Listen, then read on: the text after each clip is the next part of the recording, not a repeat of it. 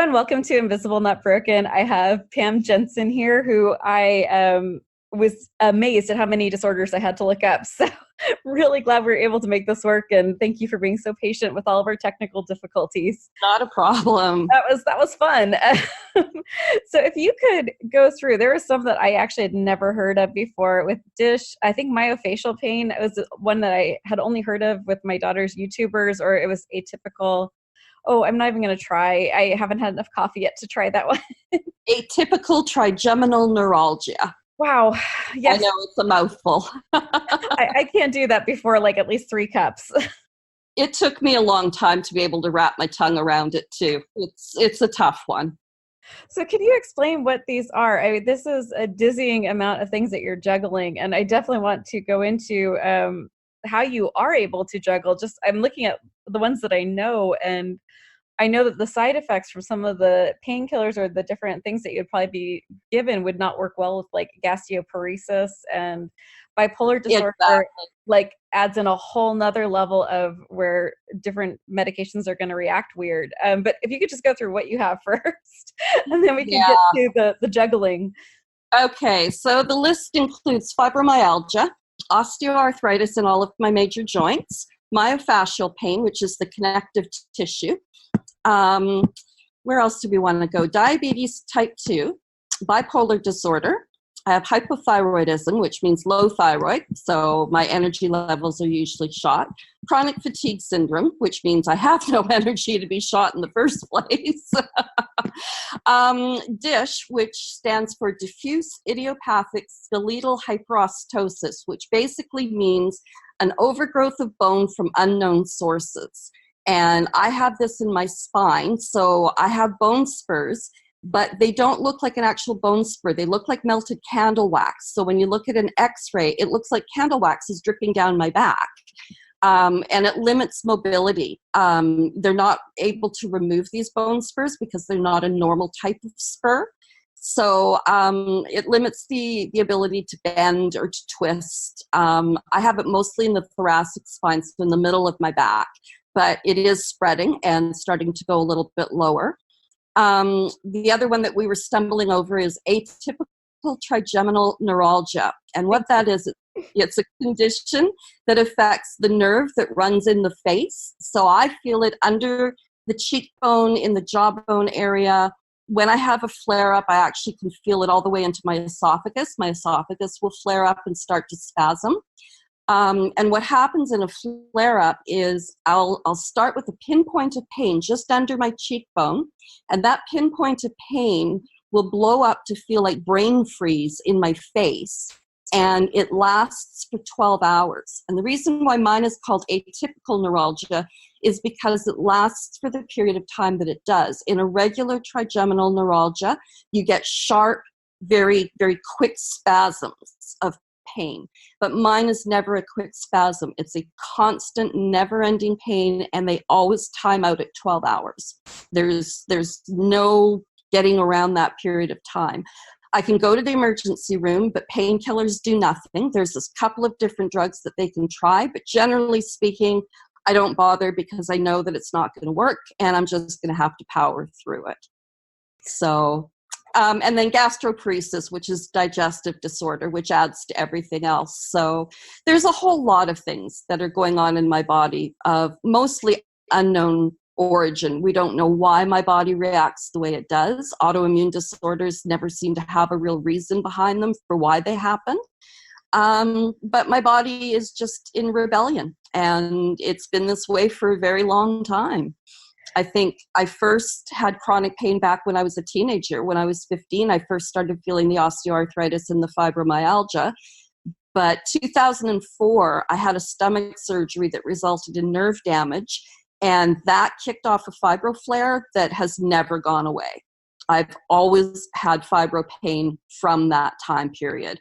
I had a multitude of different surgeries after that, and every time I had a surgery, it was adding to the flare that I currently had.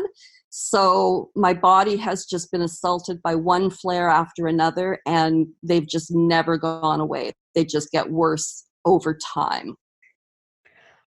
there's so much to unpack there. I know, there's a lot.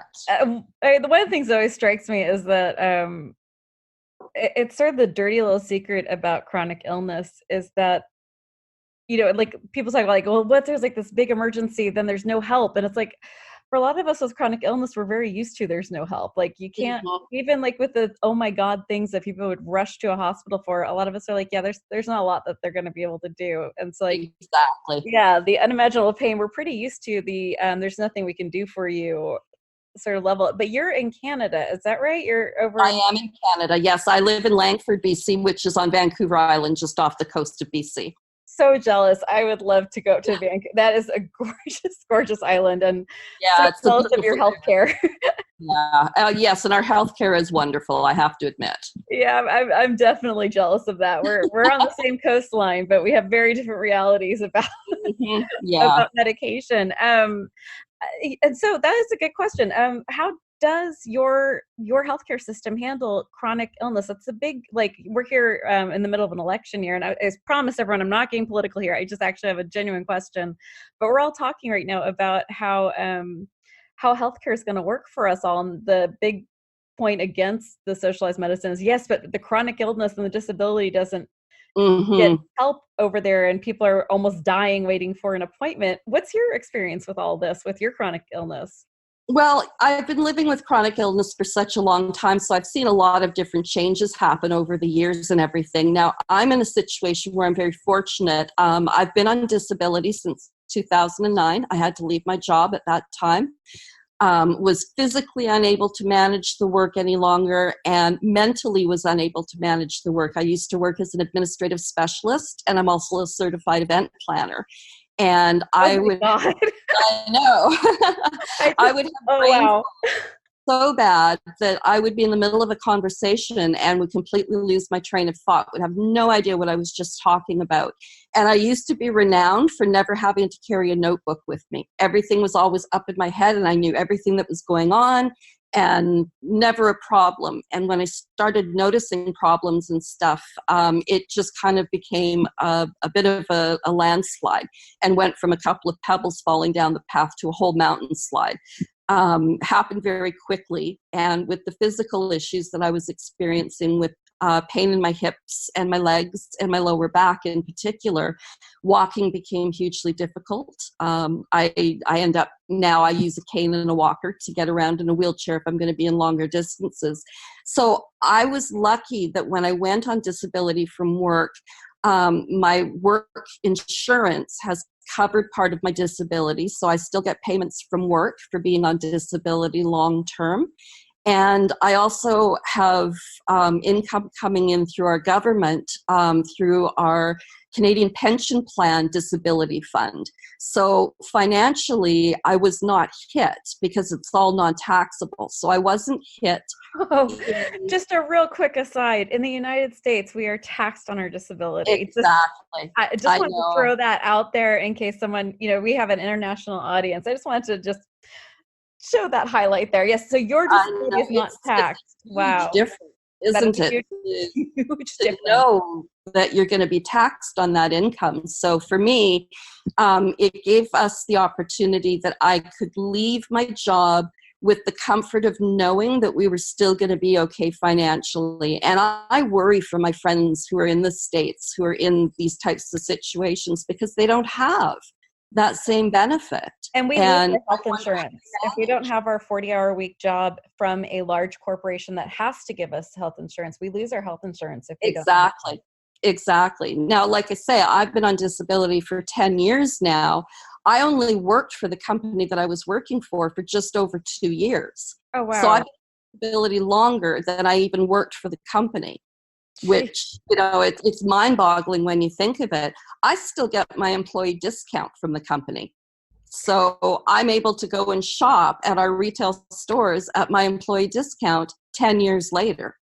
And to be clear, this company has not gone out of business with these humane measures, right? The company did not fold because that's why the argument here is like the companies could never afford it. I'm like, you're paying your CEO $4 billion a year, billion, not million. Yes, like they can afford it. Definitely afford it. And like I say, I worry for my friends who are in the States because they don't have the same security net that I've been able to take benefit of. So, Adopt us. yeah, it becomes actually a bit of a bone of contention. I don't talk about it a lot with my friends in the States because I don't want to upset them with the disparities between what I'm able to have and what they are not able to have. I think it's just kind of sad the way the US treats people with chronic pain. So I've seen disability change in a lot of ways from an actual healthcare provider point of view. I've had excellent doctors all the way through. I've never had a doctor disbelieve me, which Wow. is a rarity in this. Give me a moment. Yeah. Oh my God. Let me repeat that. I've never had a doctor disagree with me or disbelieve me when it comes to my chronic pain. And I think part of it is because I am educated about my pain. I'm outspoken about my pain. I don't have a problem speaking up to authorities and saying, you're not listening to me. I'm going to reiterate what I'm telling you so you can understand it better.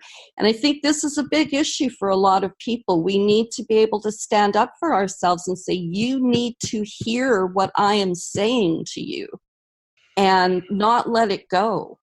That is a skill that I think a lot of us are still working on. Yeah. That's probably one of the hardest things. I know for myself, I get white coat anxiety, where Yes. like someone with a white coat and a stethoscope comes in, and like my courage drops like 10 points. So that's I know that really happens to a lot of people. Yeah, I think one of the reasons it doesn't bother me, I do a lot of volunteer work, and I know we're going to talk about that. One of the committees that I sit on, I am the lone patient partner. I'm the lone patient representative on this committee, and I am surrounded by top-level government, health authorities, and top-level surgeons and doctors.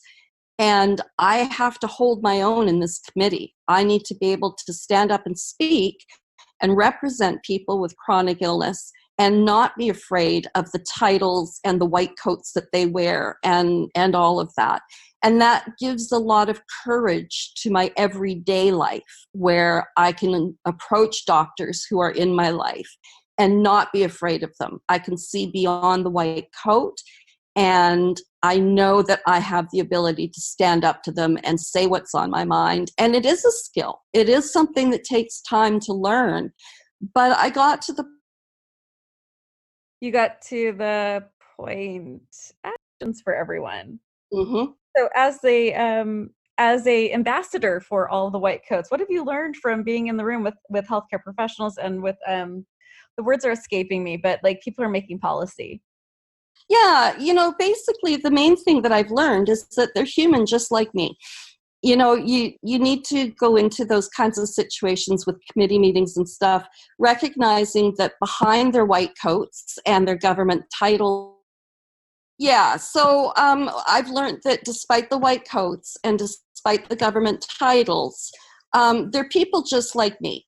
And so I treat them that way. I don't feel like I need to, be impressed or awed by their titles and all of that. They have kids, they have pets, they have problems, they have, issues they deal with in their life just like I do. And because I know I'm going to live with chronic illness for the rest of my life, it became a matter of necessity of being able to speak up for myself and hold my own in these committee meetings and stuff, because I am representing people who are chronically ill, and I want to do a good job. I want to do the most fair and compassionate advocating that I can possibly do. So when I'm in these various committee meetings, and I sit on 4 different committees right now, all healthcare related, when I'm representing the patient, I want to do my very best job possible. And so I can't allow myself to be afraid of the people who are sitting in the room. It's not fair to me. It's not fair to the people I represent if I can't speak up and ask the hard questions or defend the status of chronic pain or chronic fatigue. If I have physicians in the room who don't necessarily believe in fibromyalgia, for example, it's my responsibility to convince them that this is very real, and I'm a representative of that because I have fibro. And this is why you need to understand what it's like for people who live with fibro and help to change their minds about it so they can see what fibro actually looks like. You know, invisible illness is a challenge because it's invisible. So if you can't see something, a lot of doctors use fibro as a throwaway diagnosis. If they can't find an answer for what your problem is, it's easy to say, well, it must be fibro. And what do you do to treat fibro? Well, there's not a lot of options. There are certain medications you can try, and you can try mindful meditation and breathing techniques and biofeedback and all these other things, but it doesn't go away. So, you know, you need to be able to show people that even though you can't see this particular condition, it exists, it's real, and it's painful. So, you know, you need to be able to stand up for yourself when you're advocating for others. And I'm very, very capable of standing up. I've never once had to back down from anybody. You know, I won't allow myself to back down from people. And with your advocacy for invisible disorders, are you also advocating in the mental health field as well? I do, yes, because I have bipolar disorders. So I tend to not advocate as much for that because chronic pain is more predominant in my life than my bipolar. I'm on medication. I've been stable for a number of years now. So because I'm not having episodes of manic and depression, I tend to not think about it as often. But my chronic pain is always there. So it's always at the forefront of my life. So I tend to put more of a spotlight on my volunteer work and my advocacy work on the invisible illnesses and the pain illnesses rather than the bipolar. And part of it too is I don't have enough time to advocate for everything that's going on in my body. If I was picking and choosing certain health issues that I live with, I have so many different health issues, I would not be able to do justice to everything. So, you know, chronic pain and chronic fatigue are the two major areas that I focus on the most with my blog, with my volunteer work, and only because there's only so much time that I have to give. So I have to be strategic on how I'm managing that time. And as you know, pacing is everything when it comes to having a chronic illness. So, you know, I have to be mindful of the pacing that's involved with what I do. I have been accused of lighting both ends of the candle and trying to light the middle. Pacing is not my best skill. I do try better. How would you, because you seem to actually have pacing down pretty well, how would you recommend someone handle multiple conditions? Like, do you have like a doctor who's the quarterback? I hate to use a sports analogy, but it's the best one I can come up with on my feeble brain. Do you have like one doctor who knows everything you have and then tries to make sure that no medicines interact badly or no protocols are going to damage something else? Yeah, I do. My family physician is my main doctor.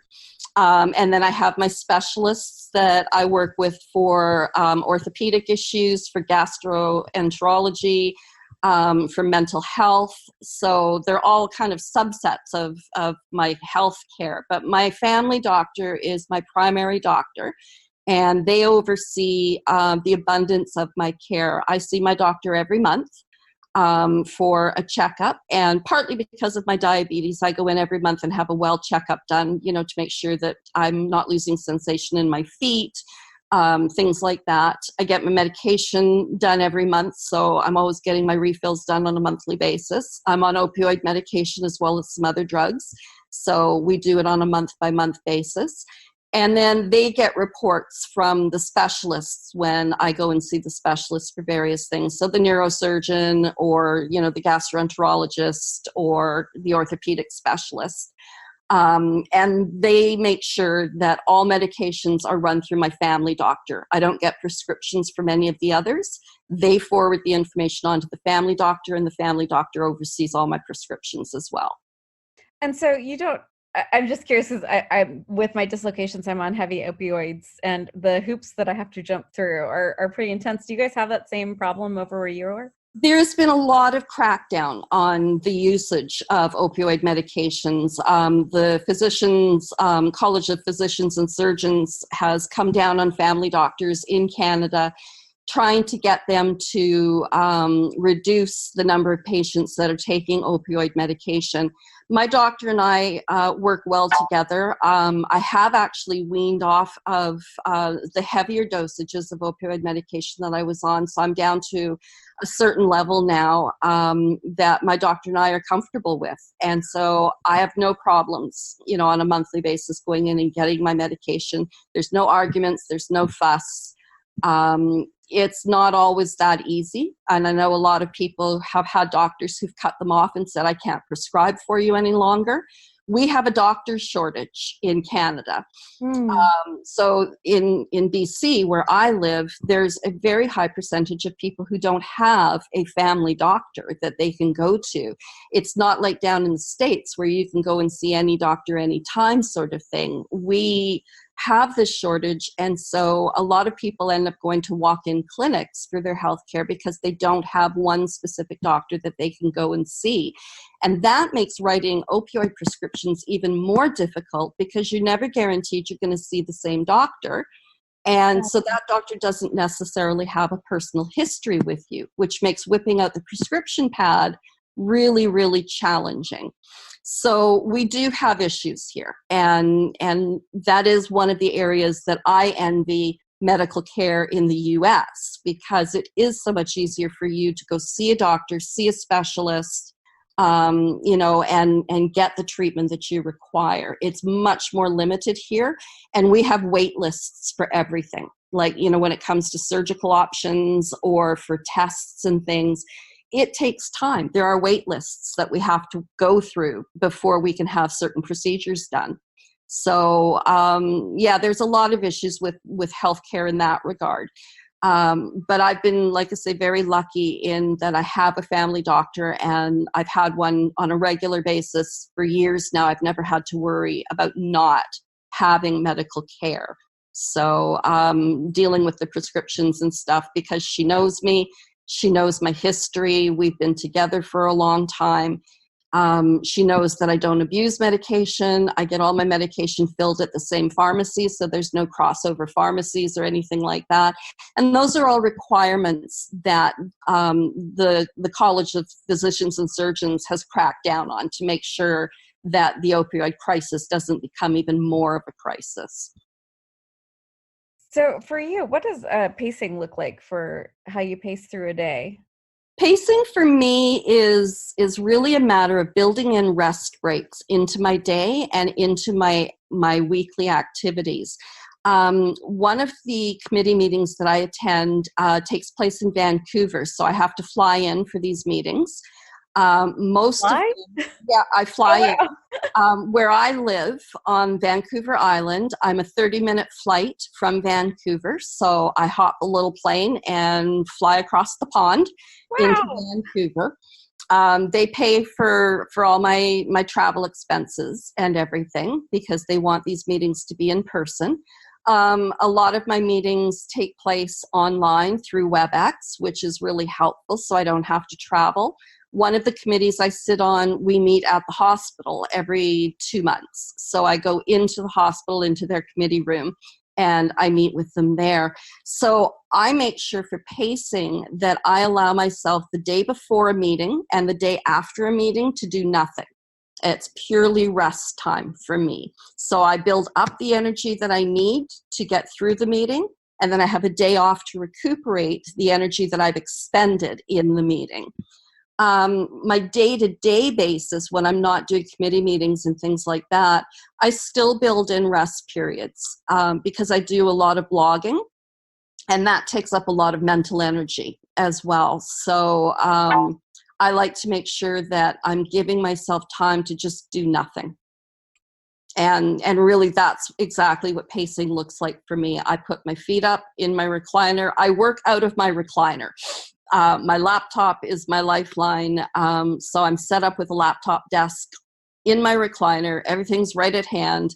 And when I'm not physically doing something, so I'm not physically blogging or online in a meeting or, doing training or whatever, I usually just sit back, close my eyes, do some mindful meditation, and just do some breathing exercises and rest. And I have a nap every day. That sounds lovely. It is lovely. One of the joys, my kids are grown and gone. I've got grandchildren who are grown. I don't have obligations of having small children to deal with. And I really haven't. My kids were always at an older age when I really became incapacitated. And I've been an empty nester for so many years that I haven't had to worry about childcare or dealing with small children, which has been a real blessing because I don't know how people manage that with chronic illness. I'm sure you could probably tell me a whole lot about how that works, but I can tell you a lot about how it doesn't work. Yeah. And how it works also. I'm sorry, there's a pithy little answer there, but yeah, it's beautiful and messy. Yeah, which I think life really is in general, but when you've got kids in the mix, it just makes it so much more so. I mean, I raised my kids as pretty much a single parent from the time that my daughter was born. And then I was married for a period of time, but he really wasn't involved with the kids. So I've really single parented for most of my kids' lives until my now husband came into our life when my kids were 11 and 12. And he did not come into our life as a parent, but he is a go-to parent now. And I find it especially funny now that my kids are older that they will often talk to him before they'll talk to me when there's something going on in their lives, which I think is fantastic. So he's earned his position as dad. That's wonderful. My current husband is he's just so involved. Like he and my son are like thick as thieves. Sometimes I'm like, did I just like make sure that the two people who would connect the hardest are like in each other's lives? Like, it's so wonderful to see like how families can come about, and even if it's a little unplanned, how it all comes about. Yeah. It's How beautiful old and is messy, right? Like, yeah. How old is your son? he just turned 18. Oh, wow. I'm in shock still about that. I'm not really ready. I'm at a weird age where all of my friends are having their first. Yes. And it's like this very strange thing where I'm like surrounded by my friends' toddlers and babies running around. And I'm like, oh. I became a grandmother when most of my friends were having their first children. I was going to say, you do not appear to be what I would at all. But to be fair, my mom, everyone thinks that my daughter is hers when they go out. Like, Mm-hmm. yeah, good genetics, right? Yes, absolutely. Absolutely. But I'm the first to admit, I had my kids young. My daughter had her kids young. My mom had kids young. Her mom had kids young. We all had our kids under the age of 18. Oh, so, wow. Okay. So yeah, you were much, yeah. Yeah, it goes back, through the generations for, I think, 6 generations where we all had them under the age of 18. So yeah, I mean, I've been blessed that I've been able to live my older years without having to worry about childcare and younger children and, all of that. So, but I miss having younger grandchildren because my grandchildren are all grown up. They're almost 20, 18, and almost 14 now. So there's no more babies in my family. I keep telling my son it's up to him to produce a new baby because my daughter is done. So yeah, I hear that. I'm the only one, so I'm like, sorry, this is it. I'm peace out. Cannot do that again. But they're lovely. Exactly. They're right twice. They're perfect. I can't. Sorry, we're almost at time, so I really want to make sure that we talked about your volunteer work by the way, please head over to our show notes because the blog is definitely going to be at Pam's blog. Will be first button you can hit. But what are you volunteering with? What are the things? So the stuff that I volunteer with, one of them is a surgical quality improvement group. So we are putting measures together that will help surgeons to improve the quality that they are providing to their patients. Wow. Yep. Needed. One of the groups I belong to is a laboratory quality control group. So we oversee all of the laboratories on Vancouver Island for quality control. A third group that I belong to is called a clinical resource group, and it's for the BC Emergency Physicians Network. And what they do and what this clinical group does, I'm the project lead for updating all of the patient information sheets that you're handed out in the emergency room when you're being discharged. All of the sheets that are currently being handed out had never been looked at by a patient before. And when I discovered this, when I first became part of this clinical group, I was like, well, maybe I could offer some insight into that by going through these documents and offering a patient perspective. And from that single request, we've grown to have myself and a partner who do this with the information sheets. And we've also held group sessions where we've brought together up to 12 people who in a group go through these sheets in partners to get through them all, because there's about 300 information sheets that all need to be updated. And we're actually heading to Prince George at the end of this month to go and do a small group session up in Prince George, just to get patient involvement from a smaller community group. So it's been really, really interesting to see the input that patients have on the sheets that they're being given. What makes sense to them, how things are written. Does it read properly? Does it have the right information? Does it make sense to a patient that this is what they do in case of an emergency? And we've revamped these sheets to just become really valuable pieces of information now. It was a huge project and one I'm particularly proud of. And I don't know you, and I'm proud of you. Oh, thanks. That's one of those things that would actually save lives. Like, we always want to have an impact, but that right there would save lives. It actually does save lives. Yeah. And then the last group that I belong to, because I like the BC Emergency Physician Network so much, I'm now sitting on their management committee as well. I just joined their management committee. So I'm looking forward to having more input into what this group does. And basically what their work is they connect all of the physicians in emergency rooms throughout BC. So any physician in any town in British Columbia can get real-time help with a problem. So if they encounter a patient, let's say in a small town in northern BC, and they encounter a situation or a health concern that they've not really dealt with before, they can real-time connect with a physician in an emergency room elsewhere in BC to get one-on-one information about that patient's condition and ways to help that patient. Wow. Yeah.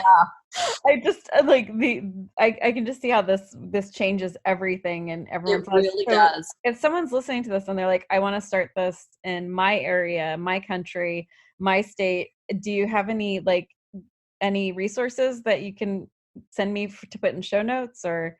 A lot of what I do is through a volunteer group called the Patient Voices Network that puts together patients and healthcare organizations that are looking for patient representation. And that's how I got together with the Emergency Physicians Network, was through this volunteer group. The other volunteering that I do, I'm in training right now to become a health counselor for people with chronic pain on the phone. So that's through an organization here in BC called painbc.com. And what I'll be doing is actually learning all about chronic pain, more than I know already. Empirical evidence. Ways to manage it, ways to handle it, ways that best help patients. And then I'll be paired up with a patient where for 12 weeks on a once-a-week basis, I will be in phone contact for an hour with this patient, helping them with whatever issues they're dealing with chronic pain. So what I say to people is, if you have a passion for volunteering and you have a passion for healthcare, start with the healthcare organizations that touch your heart the most. The Diabetes Association, the Heart Association, the Kidney Association, wherever your passion is in healthcare, start with your national organization and find out how you can volunteer. Contact your local hospitals and ask them if they use patient advocates, and if they don't, why not? And how can how can you get something happening where the hospitals will bring you on board as a patient advocate in the various projects that they are working on. That I is, think a yeah, lot beautiful of action item. it's self-initiative. You need to take the initiative and follow the path of passion that you're most interested in.